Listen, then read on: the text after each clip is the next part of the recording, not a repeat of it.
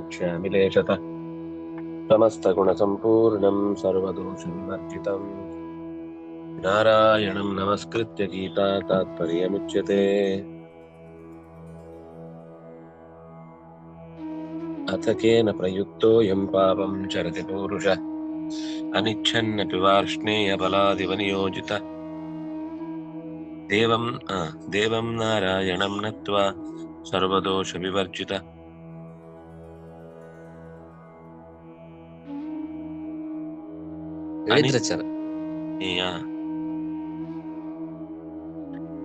ಅನಿಚ್ಛನ್ನಪಿ ಅಂತಂದ್ರೆ ನಿಜವಾಗಿಯೂ ಅದರ ಒಳಮರ್ಮ ಏನು ಅಂತ ಚೆನ್ನಾಗಿ ತಿಳಿದವನಾದಂತಹ ವ್ಯಕ್ತಿಗೂ ಕೂಡ ಯಾಕೆ ಹಾಗಾಗತ್ತೆ ಅನ್ನೋದನ್ನ ಅವನು ತನ್ನ ಗುರುತಿಗೆ ತಂದ್ಕೊಳ್ಲಿಕ್ಕೆ ಆಗುದೇ ಇಲ್ಲ. ತಪ್ಪಿಸಿಕೊಳ್ತಾನೇ ಇರ್ತಾನೆ, ಸಿಕ್ಕಿ ಬೀಳ್ತಾನೆ ಇರ್ತಾನೆ. ಗೊತ್ತಿದ್ದು ಒದ್ದಾಟ ಪಡುವ ಹಾಗಾಗತ್ತೆ. ಅಂತಹ ಸ್ಥಿತಿಯನ್ನ ಲಕ್ಷ್ಯವಾಗಿರಿಸಿಕೊಂಡು ಕೃಷ್ಣನ ಮಾತು ಹೇಳ್ತಾ ಇದ್ದಾನೆ. ಅಂದ್ರೆ ಅಂತ ಸ್ಥಿತಿಯನ್ನ ಪ್ರತಿಯೊಬ್ಬರು ತಮ್ಮ ಜೀವನದಲ್ಲಿ ಒಂದ್ಸಲ ಅನುಭವಿಸಿರ್ತಾರೆ. ಅವ್ರಿಗೆ ಅದು ಮಾಡ್ಲಿಕ್ಕೆ ಇಷ್ಟ ಇರಲ್ಲ, ಆದ್ರೂ ಜೀವನದಲ್ಲಿ ನಡೀತಾ ಇರುತ್ತೆ. ಯಾಕೆ ಹೀಗಾಗತ್ತೆ? ಕೃಷ್ಣನ ಹತ್ರ ಅರ್ಜುನನ ಪ್ರಶ್ನೆ. ಅದಕ್ಕೆ ಕೃಷ್ಣನ ಉತ್ತರ, ಅದಕ್ಕೆ ಬಹವಃ ಕಾರಣತಃ ಸಂತಿ ಕ್ರೋಧಾದಯ ಕಾಮಶ್ಚ. ಇದು ಆಗಿದೆ, ಅನೇಕ ಕಾರಣಗಳಿಂದ ಕರ್ಮಗಳು ನಡೀತಾವೆ. ಅದರಲ್ಲಿ ಕಾಮವೂ ಒಂದು ಕಾರಣ, ಕ್ರೋಧವೂ ಒಂದು ಕಾರಣ, ಲೋಭವೂ ಒಂದು ಕಾರಣ. ಕಾಮದ ಮಕ್ಕಳು ಆದ್ರಿಂದಾಗಿ ಅವುಗಳೆಲ್ಲ ಒಂದೊಂದ್ ಕಡೆ ಸೇರಿ ಒಟ್ಟಿಗೆ ಕಾರಣ ಆಗುತ್ತೆ.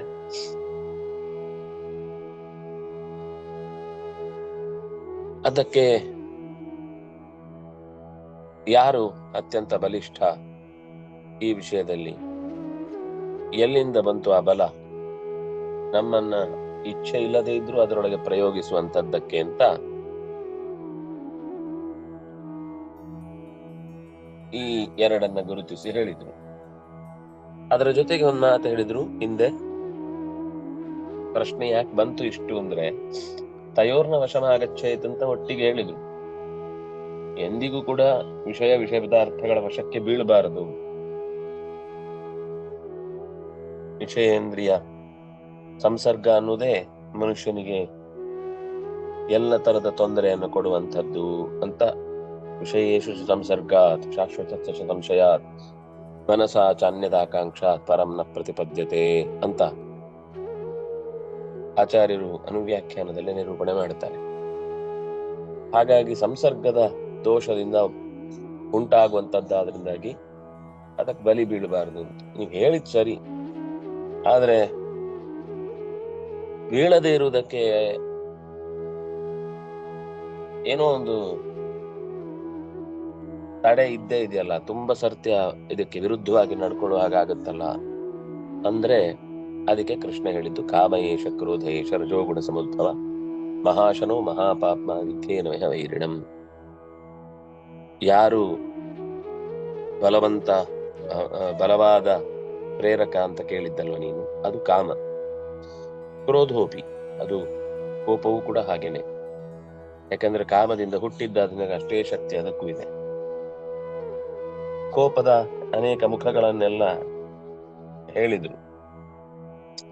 ಕಾಮದಲ್ಲಿ ಯಾಕೆ ಕೋಪ ಹುಟ್ಟತ್ತೆ ಅಂದ್ರೆ, ನಾನು ನಂಬಿದ ವ್ಯಕ್ತಿ ನನ್ನ ನಂಬಬೇಕು ಮತ್ತು ನನ್ನ ಅಂಕೆಯಲ್ಲಿ ಇರಬೇಕು, ಅಥವಾ ನನಗೆ ಪ್ರತಿಕೂಲ ಯಾವತ್ತೂ ಮಾಡಬಾರ್ದು ಅನ್ನೋದು ಒಂದು ಪ್ರೀತಿ ಇರುತ್ತೆ. ಅದ್ರ ಜೊತೆಗೆ ಈ ರೀತಿಯಾದ ಒಂದು ಬಯಕೆಯೂ ಸೇರಿರುತ್ತೆ. ಎಲ್ಲೋ ಒಂದ್ ಸರ್ತಿ ದೋಷ ಅಥವಾ ಅವನ ಮೇಲೆ ಅವನ ವಿರುದ್ಧ ನಿಲ್ಲಬೇಕು ಅಂತಲ್ಲ, ಏನೋ ಒಂದ್ ಕೆಲಸ ಮಾಡ್ತಾನೆ, ಅದು ಕಾಮನ್ ಆಗಿ ಎಲ್ರು ಮಾಡುವಂತದ್ದು ಅಂತ ಮಾಡುತ್ತಾನೆ. ಆದ್ರೆ ಎದುರಾಳಿಗೆ ಕೋಪ ಬರುತ್ತೆ. ಇನ್ನು ನನ್ನ ಹತ್ರ ಹೇಳಿ ಮಾಡ್ಬೇಕಲ್ಲ ಇದನ್ನೆಲ್ಲ ಅವನು ಹೇಳ್ತಾನೆ, ಅಯ್ಯೋ ನಾನು ನಿಲ್ಲೋದು ಕೂಡುದು ನಿನ್ನ ಹತ್ರ ಕೇಳ್ಬೇಕಂತ ಒಂದು ಬಾತಿಗೆ ಅಂದ್ಬಿಡ್ತಾನೆ. ಕೋಪ ಬರುತ್ತೆ, ಜಗಳ ಆಗುತ್ತೆ, ದಡ ಬಡ ಎಲ್ಲ ಆಚೆ ಈಚೆ ಆಗ್ಬಿಡುತ್ತೆ ಮನಸ್ಸು. ಅದರಿಂದಾಗಿ ಯಾರು ಸೂಕ್ಷ್ಮವನ್ನ ತಿಳ್ಕೊಳ್ಳೋದಿಲ್ಲ, ಅವನು ಈ ಒಳ್ಳೆಯ ಬಯಕೆಯಿಂದಲೂ ಕೂಡ ಹಾನಿಯನ್ನೇ ಮಾಡಿಕೊಳ್ತಾನೆ. ಈ ಕಾಮ ಕ್ರೋಧ ಇವೆಲ್ಲ ಮಹಾಶನಃ. ಅದು ಒಂದ್ಸಲ ಬಂದ್ರೆ ಸಣ್ಣ ವಸ್ತುವಿಗೆ ತೃಪ್ತಿ ಪಡುವುದೇ ಇಲ್ಲ. ಅದು ಮಹಾ ಅಶನ. ಅಶನ ಅಂದ್ರೆ ತುಂಬಾ ದೊಡ್ಡ ಪದಾರ್ಥವನ್ನೇ ಸ್ವೀಕರಿಸಿ ಹೋಗುತ್ತೆ. ನಮ್ಮ ಲೈಫಿನ ಪ್ರಧಾನ ವಸ್ತುಗಳಿಗೇನೆ ಅದು ಕನ್ನ ಹಾಕುತ್ತೆ.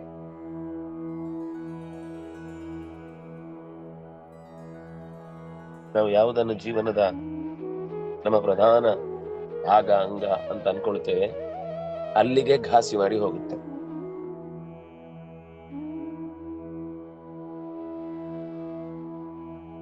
ಇದರಿಂದ ಹೀಗೆಲ್ಲ ತೊಂದರೆ ಆಗುತ್ತೆ ಅಂತ ಗೊತ್ತಿದ್ರು ಕೂಡ ಅವನಿಗೆ ಅದನ್ನ ಜೀರ್ಣಿಸಿಕೊಳ್ಳಿಕ್ ಆಗುದಿಲ್ಲ. ಯಾಕಂದ್ರೆ ಅದು ಮಹಾಪಾಪ್ಮ.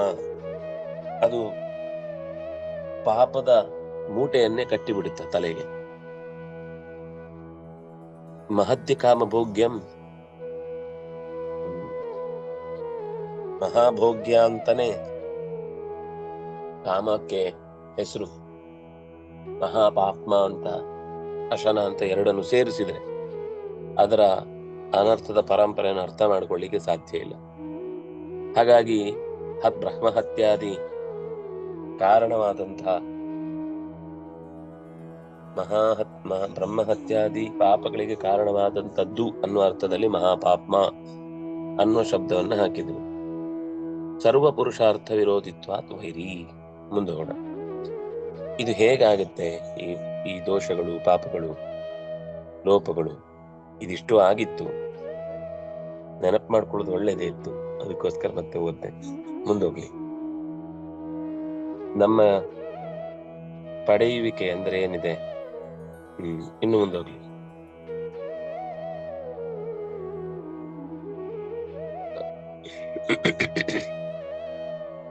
ಧೂಮೇನಾವ್ರಿಯತೆ ವಹ್ನಿ. ಇದರಲ್ಲಿ ಸರಿ ಪರಮೇಶ್ವರತ್ವಾತ್ ದೇವೇಭ್ಯಃ ಚ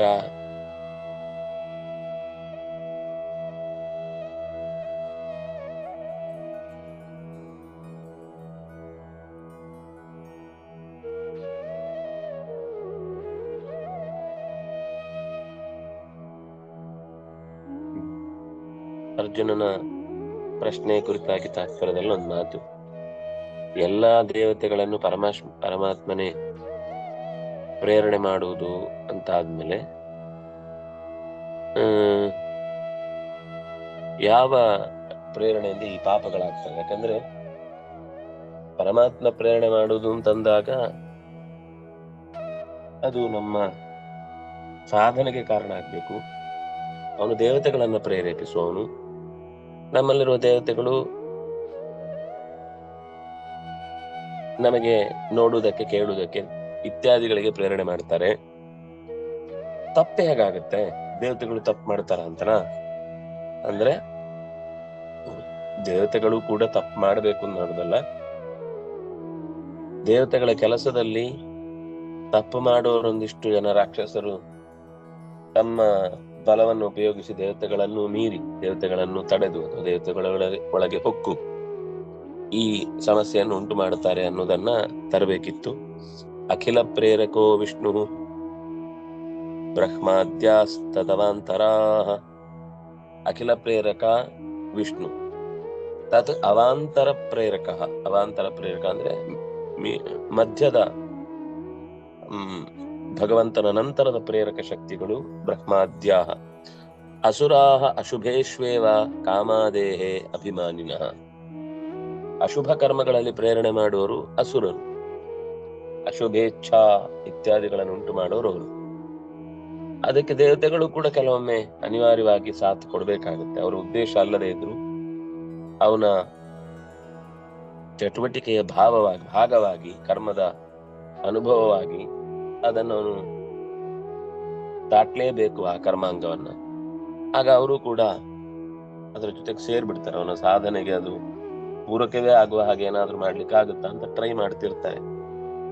ಈ ಪುಣ್ಯಾತ್ಮ ತಪ್ಪೇತ ಮುಟ್ಟಿಕೊಂಡು ಹೋಗುದು ಅದು ಬೇರೆ ಪ್ರಶ್ನೆ.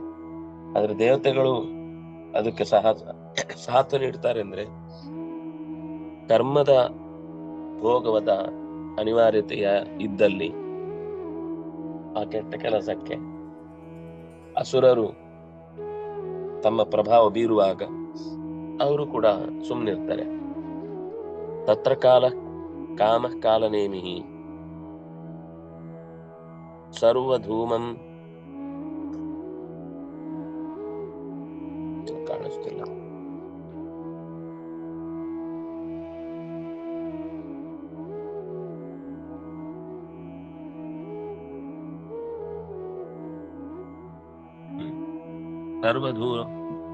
ಧೂಮಂ ಅಲೋಲ್ಭವತ್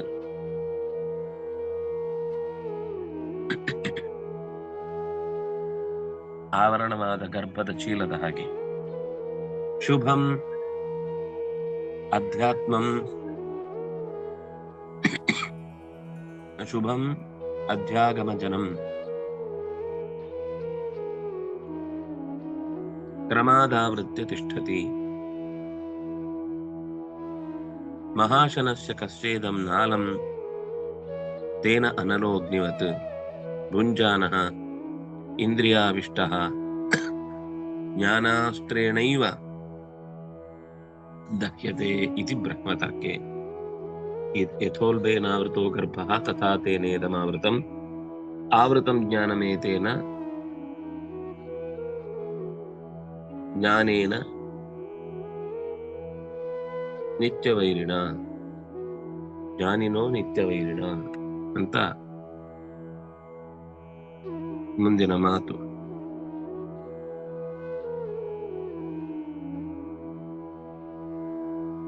ಅದನ್ನ ಸೇರಿಸಿಕೊಂಡು ತಾತ್ಪರ್ಯವನ್ನ ಕೊಡ್ತಾ ಇದ್ದಾರೆ. ಅಸುರರು ಅಶುಭಗಳ ಕಾಮಾದಿಗಳ ಪ್ರೇರಕರು, ಅವರು ಅಭಿಮಾನಿ ದೇವತೆಗಳಾದ್ದರಿಂದಾಗಿ ಅವಾಂತರ ಅಭಿಮಾನಿ ದೇವತೆಗಳ ನಂತರ ಅಸುರರು ಇದ್ದಾರೆ. ಅವರಿಗೂ ಶಕ್ತಿ ಇರುತ್ತೆ. ಅದರಿಂದಾಗಿ ಅವರು ಅದನ್ನ ಮೀರಿಯೇ ಕಾರ್ಯವನ್ನು ಮಾಡುತ್ತಿರ್ತಾರೆ. ಅಲ್ಲಿ ಕಾಮ ಕಾಲನೇಮಿ ಅನ್ನುವ ಹೆಸರಿನವನು. ಸರ್ವಂ ಧೂಮ ಮಥೋಲ್ಭವತ್ ಅಂತ, ಅದು ಧೂಮ ಮಲೋಲ್ಭವತ್, ಧೂಮವೆಂಬ ಮಲ.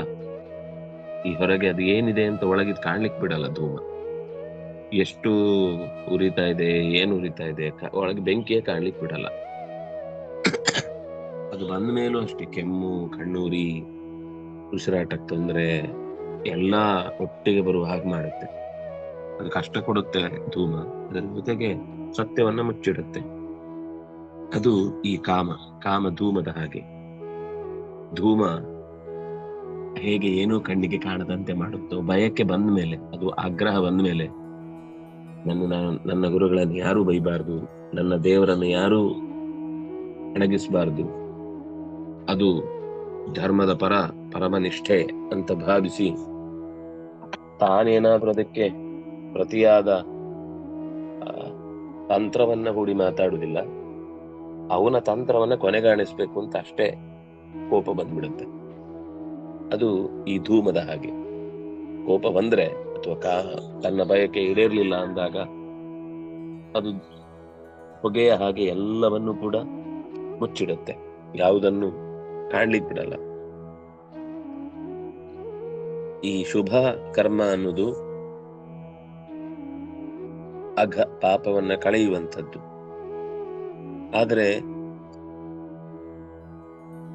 ಬೆಂಕಿ ನಿಧಾನಕ್ಕೆ ಉರಿದು ಒಳಗಿನಿಂದ ಹೊಗೆಯನ್ನು ಕಮ್ಮಿ ಮಾಡುತ್ತೆ. ಚೆನ್ನಾಗಿ ಉರಿದ್ರೆ ಯಾವಾಗ ಪಾಪ ಕಮ್ಮಿ ಆಗುತ್ತೋ ಆವಾಗ ಜ್ಞಾನ ಜಾಸ್ತಿ ಬೆಳಕಿಗೆ ಬರುತ್ತೆ. ಅಂದ್ರೆ ಸ್ವಲ್ಪ ಹೊತ್ತು ಉರಿದು ಬಿಸಿ ಆದ್ಮೇಲೆ ಜ್ಞಾನ ಜಾಸ್ತಿ ಆಗ್ತಾ ಹೋದ ಹಾಗೆ, ಕಟ್ಟಿಗೆ ಹಸಿಯನ್ನ ಕಳ್ಕೊಂಡ ಹಾಗೆ ಇಡೀ ಕಟ್ಟಿಗೆಯನ್ನ ಬೆಂಕಿ ಆವರಿಸಿಕೊಳ್ಳುತ್ತೆ. ಆದ್ರೆ ಅಲ್ಲಿ ತನಕ ಹೊಗೆ ಎಲ್ಲವನ್ನು ಶುಭವನ್ನೂ ಕಾಣದಂತೆ ಮಾಡುತ್ತೆ. ಸತ್ಯವನ್ನೂ ಕಾಣದಂತೆ ಮಾಡುತ್ತೆ. ಎಲ್ಲ ಆವರಣ ಮಾಡಿ ನಿಂತು ಬಿಡುತ್ತೆ ಈ ಹೊಗೆ ಅನ್ನೋದು. ಅಧ್ಯಾತ್ಮದ ದಾರಿಯಲ್ಲಂತೂ ಈ ಕಾಮ ಅನ್ನುವ ಹೊಗೆ ಭಾರೀ ಬೆಲೆ ತೆರಬೇಕಾದಂತಹ ಪ್ರಕ್ರಿಯೆಗೆ ನಮ್ಮನ್ನು ಒಡ್ಡುತ್ತೆ. ಯಾಕೆಂದ್ರೆ ಇದು ಮಹಾಶನ. ಅದೇ ಶಬ್ದವನ್ನ ಬಳಸಿದ್ರು, ಅನಲ ಅನ್ನೋದು. ಅದಕ್ಕೋಸ್ಕರನೇ ಶಾಸ್ತ್ರದಲ್ಲಿ ಅನಲ ಅನ್ನುವ ಶಬ್ದವನ್ನು ಬಳಸ್ತಾರೆ.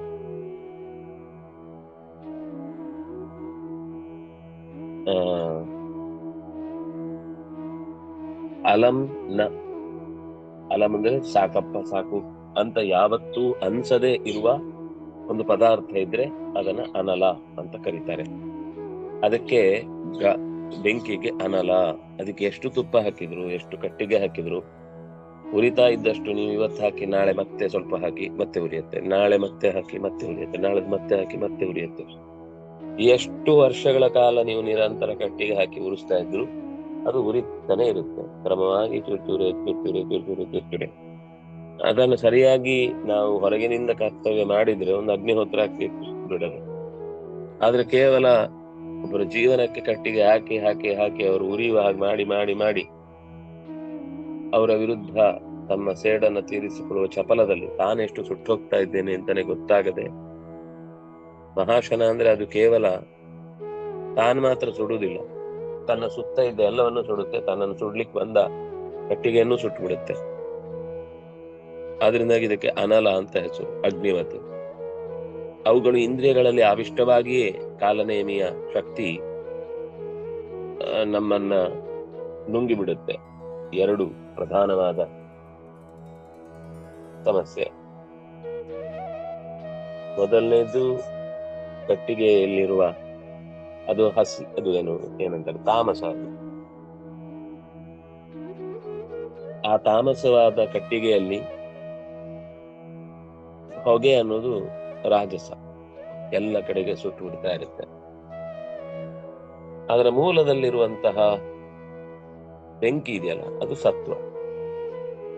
ಆ ಸಾತ್ವಿಕ ರಾಜಸ ತಾಮಸ ಮೂರು ಗುಣಗಳ ಮೇಳೈಕೆ ಒಂದು ಬೆಂಕಿ ಉರಿಯುದು ಇದೆಯಾ, ಪ್ರತಿಯೊಂದರಲ್ಲೂ ಇದೆ. ಪ್ರತಿಯೊಂದರಲ್ಲೂ ಸತ್ವರಜ ತಮಸ ಮೂರು ಇದ್ದೇ ಇದೆ.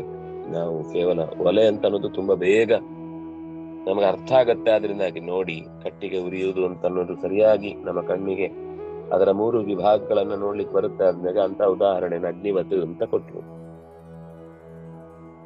ಅದು ಇಂದ್ರಿಯದೊಳಗೆ ಒಮ್ಮೆ ಸೇರಿಕೊಂಡ್ರೆ ಆಮೇಲೆ ಯಾವುದನ್ನ ಹೇಗೆ ಕಬಳಿಸುತ್ತೆ ಅಂತಾನೆ ಗೊತ್ತಾಗಲ್ಲ. ಅದರಲ್ಲಿ ಸಾತ್ವಿಕತೆ ಅನ್ನುವಂತಹ ಜ್ಞಾನಾಸ್ತ್ರದಿಂದ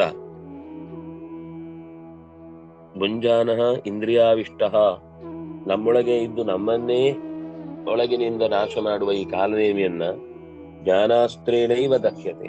ಬೇರೆ ನೀವು ಅದಕ್ಕೆ ಬೇರೆ ಹೊರಗಡೆಯಿಂದ ತಡೆ ಒಡ್ಡಿದ್ರು ಕೂಡ, ಸಿಗದ ಹಾಗೆ ಮಾಡಿದ್ರು ಕೂಡ, ಅದು ಇನ್ನೊಂದ್ ಕಡೆ ಹುಡ್ಕೊಂಡು ಹೋಗಿ ಡ್ರಗ್ಸಿನ ಅಭ್ಯಾಸ ಒಮ್ಮೆ ಆಯ್ತು ಅಂದ್ರೆ, ಅಥವಾ ಯಾವುದೋ ಒಂದು ದುಶ್ಚಟಕ್ಕೆ ಬಿದ್ದ ಅಂದ್ರೆ ಅದನ್ನ ಮತ್ತೆ ಮತ್ತೆ ಅದು ತಗೊಂಡು ಹುಡುಕಿ ತಗೊಳುತ್ತೆ. ಅದಕ್ಕೋಸ್ಕರ ಯಾರನ್ನ ಬೇಕಾದ್ರೂ ಎದುರು ಹಾಕೊಳ್ಳುತ್ತೆ.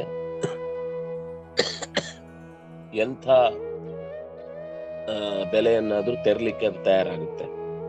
ಅದಕ್ಕೆ ಜ್ಞಾನ ಒಂದೇ ಅದಕ್ಕೆ ಅಸ್ತ್ರ ಅಂತ ಬರೆದ್ರು ಅವರು, ಜ್ಞಾನಾಸ್ತ್ರೇಣೈವ ದಕ್ಷ್ಯತೆ. ಅದನ್ನ ನಾವು ಕೇವಲ ನಿಗ್ರಹ ಮಾಡಿ ಮದ್ದಿನಿಂದ ಅಥವಾ ಇನ್ನೇನೇನೇನೋ ಬಹಳ ಬೆಲೆ ಬಾಳುವ ಪ್ರಯೋಗಗಳನ್ನ ಮಾಡಿದ್ರು ಅದು ನಿಲ್ಲಲ್ಲ. ಯಾವುದೋ ಒಂದು ತಡೆ ಒಡ್ಡುವ ಮಂತ್ರದ ಜಪವನ್ನ, ತಾಯಿತವನ್ನ ಕಟ್ಟಿ ಏನೋ ಮಾಡಿಸ್ಬೋದು. ಆದ್ರೆ ಆ ತಾಯಿತ ಒಂದ್ ದಿವಸ ಅದಕ್ಕೂ ಶಾಶ್ವತವಾದ ನೆಲೆ ಅಲ್ಲ. ಅದು ಬಿದೋಯ್ತು ಅಂದಾಗ ಮತ್ತೆ ಅವನ ಮೊದಲಿಗಿಂತ 10 ಪಟ್ಟು ಹೆಚ್ಚು ಅಂತ ದುಷ್ಪ್ರಭಾವದ ಪರಿಣಾಮವನ್ನ ನಾವು ನೋಡ್ಬೇಕಾಗತ್ತೆ. ಆದ್ರಿಂದ ಜ್ಞಾನಾಸ್ತ್ರ ಒಂದೇ. ಕಾಲನೇಮಿ ಅನ್ನುವಂತ ಒಬ್ಬ ದುಷ್ಟ ಇದ್ದಾನೆ, ನಮ್ಮಲ್ಲಿ ನಿಂತು ಅಂದ್ರೆ ಒಂದೆರಡು ಸರ್ತಿ ಬಲಿಯಾಗಿ ಅದರ ಪರಿಣಾಮ ಗಮನಿಸಿದಾಗ ನನ್ನಲ್ಲಿ ನಿಂತು ಈ ಆಸೆಯನ್ನು ಹುಟ್ಟುವಂತೆ ಮಾಡಿ ನನ್ನ ಮೇಲೆ ಹತೋಟಿಯನ್ನ ಸಾಧಿಸಿದವನು ಈ ಕಾಲನೇಮಿ. ಕಾಲನೇಮಿಯ ನಾಶಕ್ಕಾಗಿ ಭಗವಂತನನ್ನ ಪ್ರಾರ್ಥಿಸಿ ಅದು ಎಚ್ಚರದಲ್ಲಿ ಇರುವಂತೆ ಮಾಡಿಕೊಂಡು ಅದು ಮತ್ತೆ ನಮ್ಮನ್ನ ಕಾಡದಂತೆ ಎಚ್ಚರ ವಹಿಸ್ಲಿಕ್ಕೆ ಜ್ಞಾನ ಒಂದೇ ದಾರಿ ಅನ್ನೋದನ್ನ ಹೇಳ್ತಾ ಇದ್ದಾರೆ. ಆವೃತಂ ಜ್ಞಾನಮೇತೇನ ಜ್ಞಾನಿನೋ ನಿತ್ಯವೈರಿಣ ಕಾಮರೂಪೇಣ ದುಷ್ಪೂರ ಕಾಮರೂಪೇಣ ಕೌಂತೆಯ ದುಷ್ಪೂರೇಣ ಅನಲೇನ ಚ. ಅದಕ್ಕಿಂತ ಮುಂಚೆ ಏನಂತಿದೆಯಲ್ಲ, ಧೂಮೇನಾವ್ರಿಯತೆ ವಹ್ನಿರ್ಯಥಾದರ್ಶೋ ಮಲೇನ ಚ ಯಥೋಲ್ಭೇನಾವೃತೋ ಗರ್ಭಸ್ತಥಾ ತೇನೇದಮಾವೃತಂ.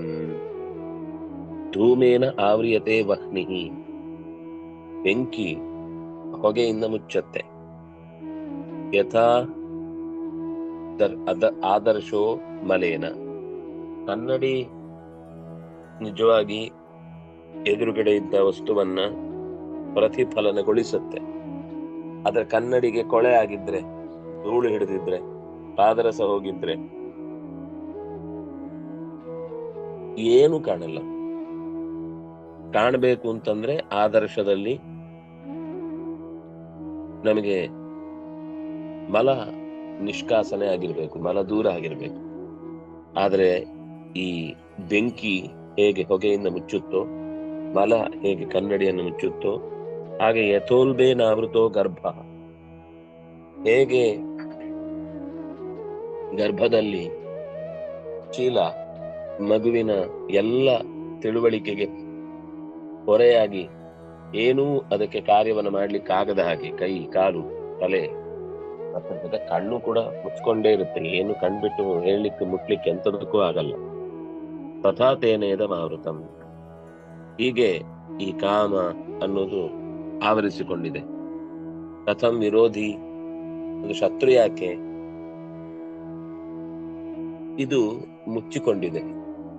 ಕಾಮ ಅನ್ನೋದು ನಮ್ಮ ಸಾತ್ವಿಕತೆಯನ್ನ ಮುಚ್ಚಿಟ್ಟಿದೆ. ಅದಕ್ಕೆ ಧೂಮೇನ ವಹ್ನಿ ಆವ್ರಿಯತೆ, ಧೂಮ ಅನ್ನೋದು ಬೆಂಕಿಯನ್ನ ಮುಚ್ಚಿಟ್ಟಿದೆ. ಯಥಾ ಧೂಮೇನ ಅಗ್ನಿ ಇವಾವೃತಃ ಪ್ರಕಾಶ ರೂಪೋ ಅಪಿ ಅನ್ಯೇಷಾಂ ಸಮ್ಯಕ್ ದರ್ಶನಾಯ ತಥಾ ಪರಮಾತ್ಮ. ಹೇಗೆ ಬೆಂಕಿ ಹೊಗೆಯಿಂದ ಆವೃತವಾಗಿದೆಯೋ ಹಾಗೆ ಪ್ರಕಾಶ ರೂಪನಾದಂತಹ ಭಗವಂತ ಅರಿವುಗೇಡಿತನದಿಂದ, ಅಜ್ಞಾನದ ಕಾಮದ ಹೊರೆಯಿಂದ ಕಾಣದಂತಾಗಿದ್ದಾನೆ. ಪ್ರಕಾಶ ರೂಪೋ ಅಪಿ, ಸ್ವತಃ ಅವನು ಪ್ರಕಾಶ ರೂಪನಾಗಿದ್ರು ಕೂಡ ನಾವು ನಮ್ಮ ಈ ಕಾಮನೆಗಳ ಹೊಗೆಯಿಂದ, ಅರಿವುಗೇಡಿತನದ ಹೊಗೆಯಿಂದ ಸಮ್ಯಕ್ ದರ್ಶನಾಯ, ಚೆನ್ನಾಗಿ ಪಡಲಿಕ್ಕೆ ಆಗ್ತಾ ಇಲ್ಲ.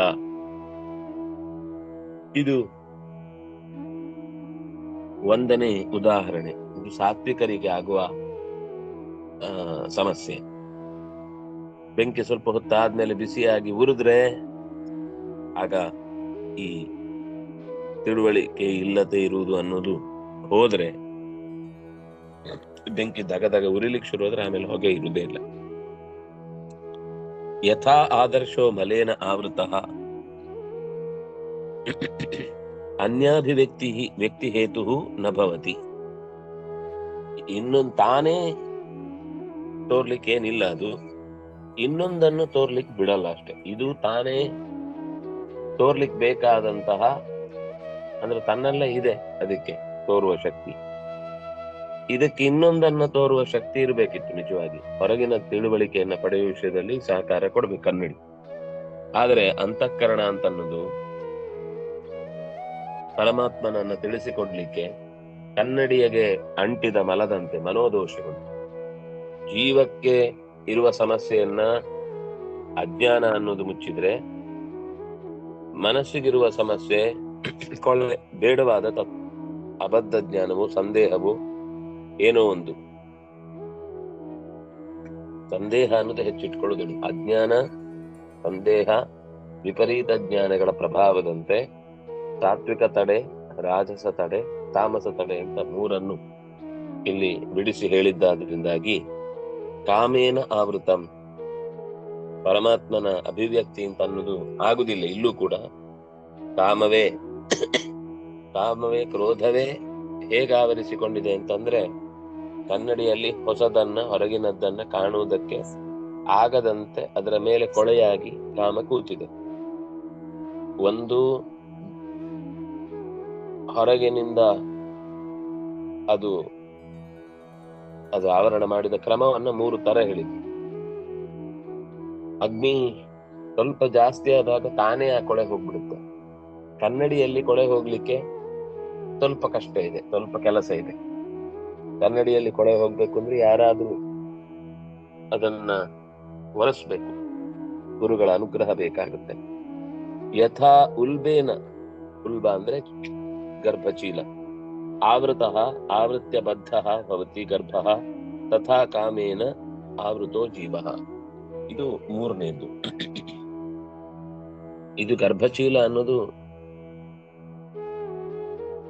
ಜೀವನ ನಿಜವಾದ ಎಲ್ಲ ಗತಿಯನ್ನು ಕೂಡ ಸ್ತಬ್ಧಗೊಳಿಸುತ್ತೆ, ಮುಂದೆ ಏನು ಯೋಚನೆ ಮಾಡ್ಲಿಕ್ಕಾಗದಂತೆ ಮಾಡುತ್ತೆ. 3 ತರದ ಆವರಕಗಳು: ಅಗ್ನಿಗೆ ಹೊಗೆ ಇದ್ದಂತೆ, ಕನ್ನಡಿಗೆ ಕೊಳೆ ಇದ್ದಂತೆ, ಗರ್ಭಕ್ಕೆ ಚೀಲ ಇದ್ದಂತೆ. ತಾತ್ವಿಕರಿಗಿರುವ ಆವರಣ ಅದು ಅಗ್ನಿಗೆ ಹೊಗೆ ಇದ್ದ ಹಾಗೆ, ಸ್ವಲ್ಪ ಹೊತ್ತಿಗೆ ಹೋಗ್ಬಹುದು. ರಾಜಸರಿಗೆ ಹೊಗೆ ಇರುವಂಥದ್ದು ಕನ್ನಡಿಗೆ ಕೊಳೆ ಇದ್ದಂತೆ. ಅದು ಒಂದ್ಸರ್ತಿ ಚೂರು ಕ್ಲೀನ್ ಆದ್ರೂ ಮತ್ತೆ ಧೂಳು ಬಂದ್ರೆ ಪೂರ್ತಿ ಆವರಿಸ್ಕೊಂಡ್ಬಿಡುತ್ತೆ. ಬೆಂಕಿ ದಗದಗ ಉರಿಲಿಕ್ಕೆ ಶುರು ಮಾಡಿದ್ರೆ ಆಮೇಲೆ ನೀವು ಏನ್ ಮಾಡಿದ್ರು ಅದು ಆರಲ್ಲ. ನೀವು ಇನ್ನೇನು ಅದ್ರ ಎಲ್ಲ ಬೇರ್ಪಡಿಸ್ಬೇಕು, ನೀರ್ ಹಾಕ್ಬೇಕು, ಇನ್ನೇನೋ ಮಾಡ್ಬೇಕು. ಇದು ಹಾಗಲ್ಲ, ಒರೆಸ್ತಾನೇ ಇರ್ಬೇಕು. ರಾಜಸರಿಗೆ ಮತ್ತೆ ಮತ್ತೆ, ಸಾತ್ವಿಕರಾದವರಿಗೆ ಒಂದ್ಸಲ ಹೇಳಿದ್ರೆ ಆ ಪ್ರಶ್ನೆ ಮತ್ತೆ ಅವರಲ್ಲಿ ಕಾಡುದಿಲ್ಲ, ಇದು ಕ್ಲಿಯರ್ ಆಗಿದೆ ಅಂತ ಅವರು ಸಮಾಧಾನ ಮಾಡ್ಕೊಂಡ್ಬಿಡ್ತಾರೆ. ರಾಜಸರಿಗಾಗುವಾಗ ಅದು ಮತ್ತೆ ಮತ್ತೆ ಮತ್ತೆ ಅದ್ರ ಮೇಲೆ ಧೂಳು ಕೊಡ್ತಾ ಇರುತ್ತೆ, ಅವಾಗ ತೆಗಿತಾ ಇರಬೇಕು. ಈ ತಾಮಸರಿಗೆ ಅದು ಚೀಲ ತೆಗೆದ್ರೆ ಜೀವ ಹೋಗುತ್ತೆ, ಆದ್ರೆ ತೆಗೆಯದೇ ಇರುವುದ್ರಿಂದಲೇ ಅವರಿಗೆ ಹೊರಗೆ ಏನು ಕಾಣಲ್ಲ. ನೀವು ತೆಗಿಲಿಕ್ಕೆ ಹೋದ್ರು ಅವ್ರು ತಿರುಗೇ ಬಿಡ್ತಾರೆ ಹೊರತು ಅದನ್ನ ತಮಗೆ ಬೇಕಾದ ಗುರಾಣಿ ಮಾಡ್ಕೊಳ್ತಾರೆ ಹೊರತು ಅವ್ರು ಅದನ್ನ ತಿದ್ದಿಕೊಳ್ಳಿಕ್ ಹೋಗುದೇ ಇಲ್ಲ. ಅವರ ಯೋಚನೆಯಲ್ಲಿ ತಾವೇ ಮಾಡಿದ್ದು ಸರಿ. ಅದೊಂದು ರೀತಿ ತಾಮಸ ಪ್ರವೃತ್ತಿಯ ಕಾಮದ ಆವರಣ ಆದ್ರಿಂದ ಅದನ್ನು ಸುಲಭದಲ್ಲಿ ಮೀರಿ ಬರ್ಲಿಕ್ಕಾಗುದಿಲ್ಲ. ಅದಕ್ಕೆ ಅವರು ಕೊಟ್ಟ ಉದಾಹರಣೆ ಉಲ್ಬದ ಕವರೇಜ್. ಉಲ್ಬ ಅಂತ ಅನ್ನೋದು ಬಹಳ ಭಯಾನಕವಾದ ರೀತಿಯ ತಡೆಯನ್ನು ಹುಟ್ಟುತ್ತೆ, ತಾಮಸಿಕವಾದ ಆವರಣವಾಗಿ ಕಾಡುತ್ತೆ ಅಂತ 3 ರೀತಿಯ ಜೀವನ ಆವರಣಗಳನ್ನ ನಿರೂಪಣೆ ಮಾಡಿದ್ರು. ಹೇಳಿದ್ಮೇಲೆ ಅರಿವು ಗಟ್ಟಿಯಾಗಿ ನಿಂತರೆ ಮತ್ತೆ ಹೊಗೆ ಆಡುದಿಲ್ಲ. ಆದ್ರೆ ಮತ್ತೆ ಮತ್ತೆ ಹೇಳ್ಬೇಕಾಗತ್ತೆ ಅಂತಂದಾಗ ಅದು ತೆಗಿತಾ ಇರ್ಬೇಕು, ಪ್ರತಿ ಸರ್ತಿ ಹೇಳ್ಬೇಕು. ಇನ್ನೇನ್ ಪ್ರತಿ ಸರ್ತಿ ಹೇಳ್ಬೇಕಾ ಅಂತ ಶುರು ಆಗುತ್ತೆ ಕೆಲವೊಂದ್ಸಲ. 3ನೇದು, ಅದು ಹೇಳಿದ್ರು ಅರ್ಥನೇ ಆಗಲ್ಲ ರೀ, ಅದು ಹೇಳಿದ್ರೆ ಮೈ ಮೇಲೇನೆ ಬರುತ್ತೆ. ಏನ್ ಹೇಳಿದ್ರು ನಾವ್ ಹೇಳಿದ್ದೆ ತಪ್ಪು, ಅವ್ರು ಕೇಳುವ ತಾಳ್ಮೆನೇ ಇಲ್ಲ ಅನ್ನುವ ಸ್ಥಿತಿಗೆ ನಾವು ಕೆಲವೊಮ್ಮೆ ಬೆಳೆದು ನಿಂತ ಬುದ್ಧಿಯ ಆವೇಗವನ್ನೇನ್ ಕಾಣ್ತೇವೆ, ಅದು 3 ಕೂಡ ನಮಗೆ ಜೀವನದಲ್ಲಿ ಅನುಭವಕ್ಕೆ ಬರುವಂತದ್ದು. ಅದನ್ನ ಕೃಷ್ಣ ಎಷ್ಟು ಚಂದದ ಉದಾಹರಣೆ 3. ಇದನ್ನು ವಿಮರ್ಶೆ ಮಾಡಿದ್ರೆ ನಿಮಗೆ ಎಷ್ಟು ಜೀವನದ ಅನುಭವಗಳ ಮುಂದೆ ಇದು ಅನಾವರಣಗೊಳ್ಳುತ್ತೆ ಅಂದ್ರೆ, ಅಲ್ಲ, ಇದು ಆವರಣ ಕಳಿಬೇಕು ಅಂದ್ರೆ ಮತ್ತೆ ಇದರಲ್ಲಿ ಯಾವುದೋ ಒಂದಾಗಿದ್ರೆ, ಸುರುವಿನದ್ದಾಗಿದ್ರೆ ಮಾತ್ರ ಅದು ಕಳಿಸ್ಕೊಳ್ತಿಲ್ಲ ಅಂದ್ರೆ ಗೊತ್ತಾಗಲ್ಲ. ಏನೋ ಕೃಷ್ಣ ಏನೋ ಹೇಳ್ತಾನೆ, ನಾವೇನೋ ಕೇಳಬೇಕು, ಅವನು ಹೇಳಿದಾನಂತೆ ಅದು ಪ್ರಮಾಣ ಅಂತ ಒಪ್ಕೋಬೇಕು ಅಂತ ಆಗುತ್ತಷ್ಟೆ. ಆದ್ರೆ ಇದರಲ್ಲಿರುವ ಸ್ವಾರಸ್ಯ ತುಂಬಾ ಚೆನ್ನಾಗಿದೆ. ಆಚಾರ್ಯರು ಅದನ್ನ 3 ಸ್ವರೂಪದಲ್ಲಿ ಬಿಡಿಸಿ ಹೇಳಿದ್ರಿಂದ ಅದು ಸಾತ್ವಿಕ, ರಾಜಸ, ತಾಮಸ ಆಯ್ತು. ಅದರ ಜೊತೆಗೆ ಒಬ್ಬನೇ ವ್ಯಕ್ತಿಗೆ ಕೆಲವು ವಿಷಯದಲ್ಲಿ ಬೇಗ ಅರ್ಥ ಆಗುತ್ತೆ. ಅವನಲ್ಲೇ ಇರುವ ಸಾತ್ವಿಕತೆ ಜಾಗೃತ ಆದಾಗ ಅವನಿಗೆ ಅರ್ಥ ಆಗ್ತಾ ಇರುತ್ತೆ. ಅವನಲ್ಲಿರುವ ರಾಜಸಿಕತೆ ಆಹಾರದ ಪ್ರಭಾವದಿಂದಲೋ ಇನ್ಯಾವುದೋ ಒಂದರಿಂದ ಗಾಢವಾಗಿದ್ದಾಗ ಅವನಿಗೆ ಮತ್ತೆ ಮತ್ತೆ ಹೇಳ್ಬೇಕಾಗುತ್ತೆ. ಕೆಲವು ವಿಷಯ ಅವನಿಗೆ ಮತ್ತೆ ಮತ್ತೆ ಹೇಳ್ತಾರೆ, ಕೆಲವು ವಿಷಯ ಬೇಗ ಅರ್ಥ ಆಗುತ್ತೆ, ಇನ್ನು ಕೆಲವು ವಿಷಯ ಏನ್ ಹೇಳಿದ್ರು ತಿಳ್ಕೊಳ್ಳೋದೇ ಇಲ್ಲ. ಒಂದೇ ವ್ಯಕ್ತಿಯಲ್ಲೂ ಈ 3 ಅನುಭವಗಳು ಅವನಿಗೆ ಆಗ್ತಾ ಇರುತ್ತೆ. ಒಂದೇ ಅನುಭವದ ಉಳ್ಳಿ ಅವನು ಅನುಭವಿಸ್ಬೇಕಾಗಿಲ್ಲ. ಕೆಲವುದಕ್ಕೆ ಬೇಗ ಅರ್ಥ ಆಗುತ್ತೆ, ಕೆಲವುದಕ್ಕೆ ಅರ್ಥನೇ ಆಗಲ್ಲ, ಕೆಲವುದಕ್ಕೆ ತಿಳ್ಕೊಂಡ್ರು ಕೂಡ ಅದು ಇನ್ನು ಕ್ಲಾರಿಟಿ ಇರಲ್ಲ. ಒಂದು ರೀತಿಯಲ್ಲಿ ಅಜ್ಞಾನ, ಸಂದೇಹ, ವಿಪರೀತ ಜ್ಞಾನ.